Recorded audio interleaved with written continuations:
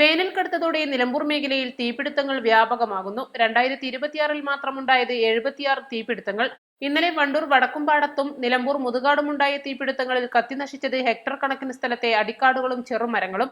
സമീപത്തേക്ക് തീ പടരുന്നതും വാഹനങ്ങളിൽ തീ പടരാതിരുന്നതും നിലമ്പൂർ അഗ്നിരക്ഷാസേനയുടെ ഇടപെടൽ മൂലമാണ്. ഇന്നലെ ഉച്ചയ്ക്ക് 1 മണിയോടെയാണ് വണ്ടൂർ വടക്കുംപാടത്തെ സ്വകാര്യ വ്യക്തിയുടെ ഹെക്ടർ കണക്കിന് സ്ഥലം തീയിൽ കത്തിനശിച്ചത്.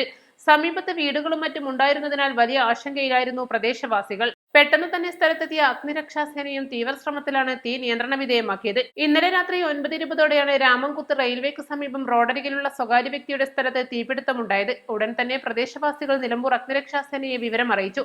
ഉടൻ സ്ഥലത്തെത്തിയ സേനാംഗങ്ങൾ സ്ഥലത്തെത്തി നടത്തിയ ശ്രമത്തിൽ തീയണച്ചു. നിരവധി വാഹനങ്ങൾ കടന്നു പോകുന്ന റോഡരികിലെ സ്ഥലത്താണ് തീപിടുത്തമുണ്ടായത്.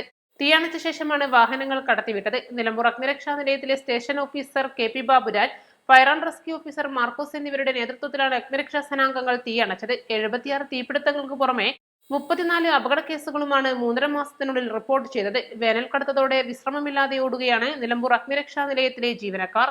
East live, Nilambur. വെഡിംഗ് ആഭരണങ്ങൾ, ലൈറ്റ് വെയ്റ്റ് ഡെയിലി വെയർ ആഭരണങ്ങൾ, ഡയമണ്ട് ആഭരണങ്ങൾ എന്നിവ ഏറ്റവും കുറഞ്ഞ പണിക്കൂലിയിൽ നിങ്ങൾക്ക് സ്വന്തമാക്കാം. Haya gold and diamonds, Bandur and Elankur.